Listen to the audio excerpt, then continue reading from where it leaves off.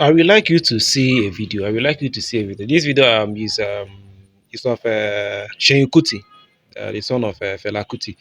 So on this video, he spoke about how twins killing came to the Calabar, and how education came into Nigeria. There are some things, specifically that of Calabar. There are some things he said about how the twins came into the Calabar that I give a critical thought to. As in, logically, it does not. I don't see how it makes sense when you bring that into reality. It cannot actually be something that can actually happen in a reality setting. But logically, makes sense at all. So I would like us to see this video, and then we get to understand why I said what I'm saying now. So let's see the video. The deity of the Calabar people is two-faced, two similar faces, like left and right, yin and yang. One male, one female. Yeah, twins. So the Calabar god was one male, one female, twins, yin and yang. That was what they believed in, balance. You understand? They worship those things. They worship their twins. Their twins were their gods. Guess who came to tell them that their god is the devil? Guess who? Who came to tell Calabar people that what they were worshiping was devil?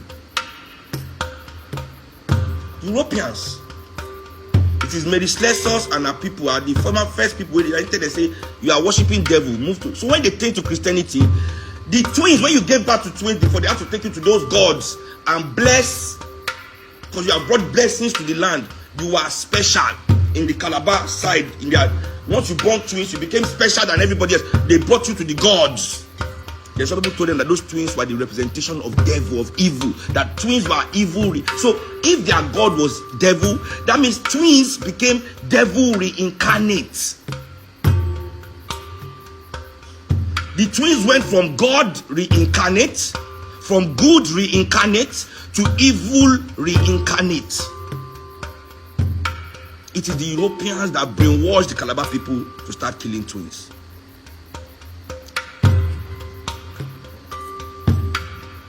So Mary Slessor cannot come and say she's the one that stopped it. It is the mothers of those twins in the land of Calabar that stopped the killing of twins in Calabar land. It is the women that fought it. Mary Slessor joined them.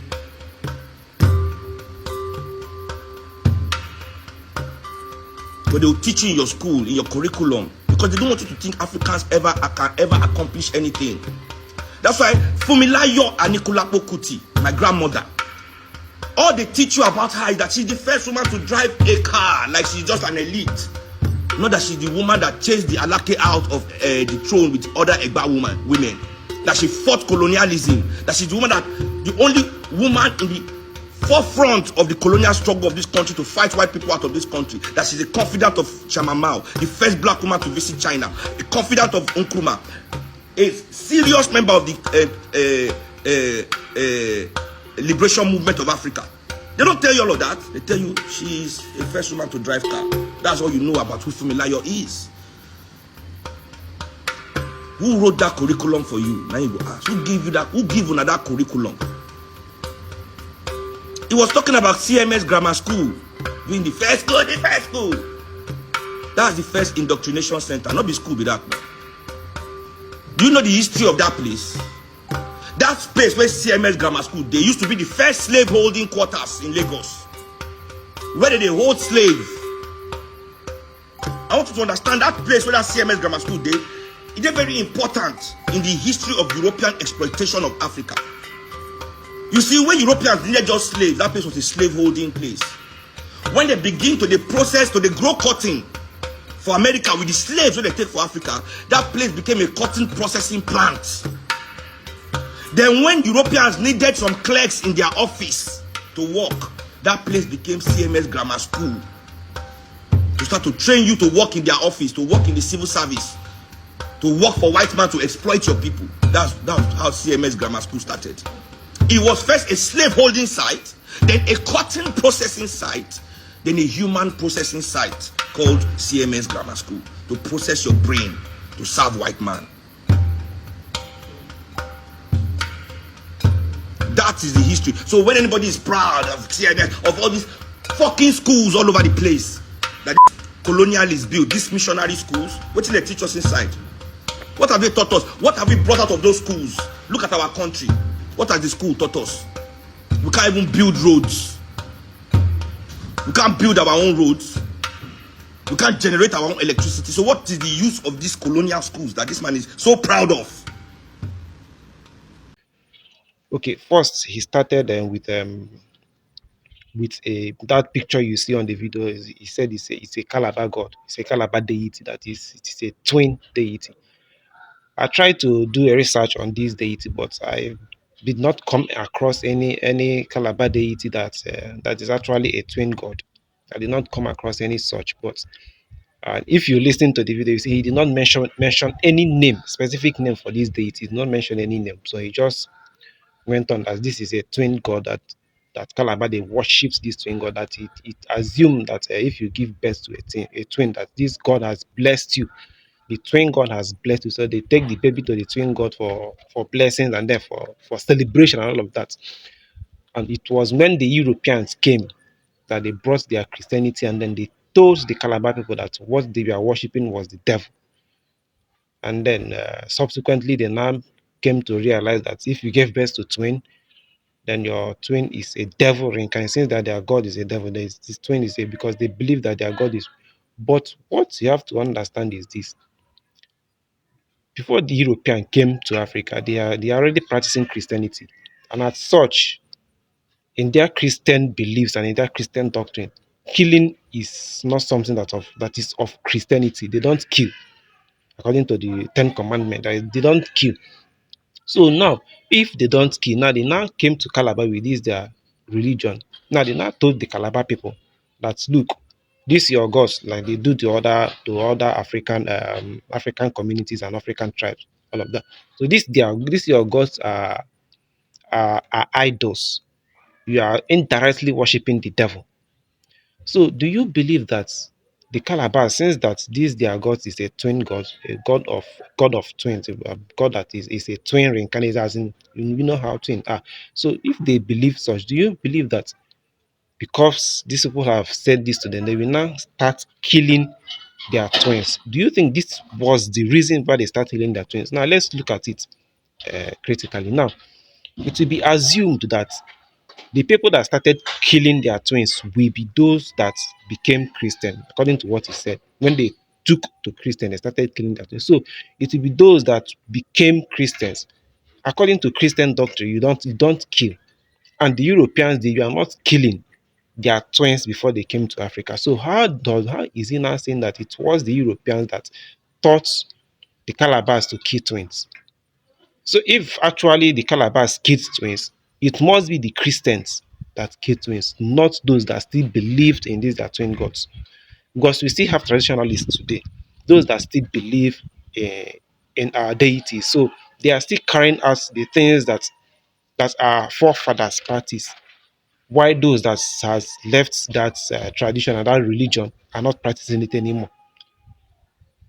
So those people that stick to that God, they will still celebrate their twin. But those people that, so there is no way those that accepted the foreign religion will now turn and start killing their twins. When those that gave them the religion still taught them that killing is evil. Or did they decided to tell them, okay, since you have accepted this religion, you have to kill your twins because it is in the Bible. It is what God wishes you to do. You see, when you critically look at this thing, when you critically look at it, you see that this guy is just, yeah, he's just blabbing. He's just trying to deconstruct the Europeans. Like they say, he said the European brainwashed the Calabas. From what he is saying, he's not. This is, it's not even brainwashing. This is just, but that is brainwashing is will be something that looks like it is authentic and it is true, but it is not. Now something is just like something that is like they say, all that glitters is not. It might be glittering like a gold, but when you open it, you find out that it's not good. So this thing he's saying, I don't really get know where he gets this history that he's talking about. From what I know, I didn't find the name of this deity, and I don't think that Calabar has any such deity. If I don't think they have any such deity. But From what I know of Calabar, I have stayed in Calabar for about 5 to 6 years. From what I know about Calabars, if they actually have these deities, Calabars they give women the same honor they give men. That is their culture. They give the honor, the same honor they give to men, they give it to women. That is their culture. So if they have this gods, these gods will be a representation of what they are practicing. You know, gods are representation of what we practice. So it will be assumed that these gods will be the representation of what they are practicing, which is giving men and women equal rights. That is from what I learned from it. It's even sometimes it even say that those people they value men more than women in their culture. I don't know how true that is. I didn't study their culture. I didn't go into studying their culture, but I know they value their women. So I believe if they have any gods that is a twin god of man and woman, this is just to represent that a man and a woman should be given equal right. That is why they have that gods. So this thing where this man what this is talking about, it was European that introduced. I don't see how they introduced it based on how Christianity, based on what Christianity taught us today. So if I thought there was a killing of twin, it must be happening before the Europeans came. If you have seen a movie, let me give a typical example. If you have seen a movie that is this movie, The Woman King. Now that's girl, that's the little girl that's joined the Agoje warriors. I can't remember her name. There was a time Izogi was telling her about the twin god. Now Izogi told her that this twin god, it's a representation of the equal rights between man and woman. So the woman was Maui, while the male of the god was Gesu. So Maui and Gesu, they were twin gods. So they work hand in hand. They rule together. They have equal rights as a god. So this is why the king of that their community decided to install a woman king, because this their king believed in this their twin god of man and woman. So man and woman is supposed to be ruling the kingdom. So this is just a typical example of if Calabar have any such deity, this is just a typical example of what such deity represents. Not that the deity is a twin, so to speak. So I don't know where he's getting this his history from. If I'm saying it wrong, I'm open for correction. I don't believe I know everything. I don't know it, or there are limitations to everything. So if you feel that I already talk I'm right, you can put me right. Then the aspect of education, and he talks about the mother. It is good that we know that there are women that actually started fighting for the rights of women in Nigeria. It is very very good. I love that about the grandmother. Sorry, the grandmother. But what he was talking about the education, he failed to see that even the grandmother started his course on fighting the colonialism and fighting for the inclusion of women in Nigerian political affairs. After she went to this Europe, this Europe that he said that brainwashed us. After she went to England to study her to sorry to further her studies. It was when she came back that she has come to see how these Europeans play their politics in their own country. So she wanted the same thing to be applicable here in Nigeria. That was when she started the course of including women into Nigerian politics and all of the other things that she fought for. When she before she went to England to further her studies, she have not started any of this. It was when she came back, she came with what she have learned from there. So talking about that the first school in Nigeria was, that's land that was used as a slave holding. It's assumed that it does not belong to the government. So now they have abolished slave trading. It is no more. So eventually that place must be converted into something. I believe that was why it was used for, because there is already a structure there. So I believe that was why it was converted into a school.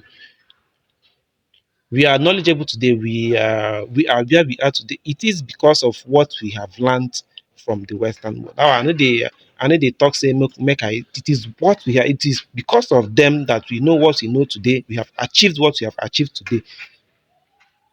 Maybe if they did not come, maybe we might have, but technologically, scientifically, medically, the things we know today now, waiting they teach us. Look, if you look very well, that's you go stick a CCTV camera for a roof. Where did he get the CCTV camera from? No be import, they import them. So why are we always trying to deconstruct the Europe and always telling us that the Europeans they brainwash us, they do this, they do that? Meanwhile, we depend on these people for our survival. See, talking about what has these missionary schools, what has it produced in Nigeria? We cannot build our own roads. There's no electricity. Does he expect that the Europeans will come to Nigeria and fix the electricity for us, or does he expect that they will bring their own school into Nigeria? I know they most when they talk, I know they know where their own ideas they come from. Our education is not producing anything today because there is no infrastructure in place to actually foster the advancement and the progress of the country. Nothing. Our educational system is at ground zero. They need to fund our educational system where they need to put anything, any investment in the educational sector. They don't do anything for us in the educational sector. So how does he expect that our educational sector we manufacture graduates that we fix our electricity and do so many things for us? We are retrogressing. I don't always talk about, if we keep on trying to deconstruct the Europeans or trying to tell them that they are the reason for our problem, all of that, it means that we are retrogressing. We are not progressing. We not go progress with this mentality. We are our own problem. Now, education, it was education that opened the eyes of the grandmother that led her to to fight to fight colonialism and to fight for inclusion of women in Nigerian politics. So I don't see wait why in Korea can they talk about how education need they do anything. So if we throw away education, how we go take, because if there is no education, I don't see how a country will grow. We have to learn to grow the economy and to advance and to advance the country. Because if we don't do what they say, I don't see how we are going to grow. So I don't know what in this man they talk. I don't understand what he's talking. I just reason, give a thought to what I just said. Give a thought. If you're a critical thinker, you would see and you would understand what I'm talking about. If you're a logical person, give a thought to what I just said.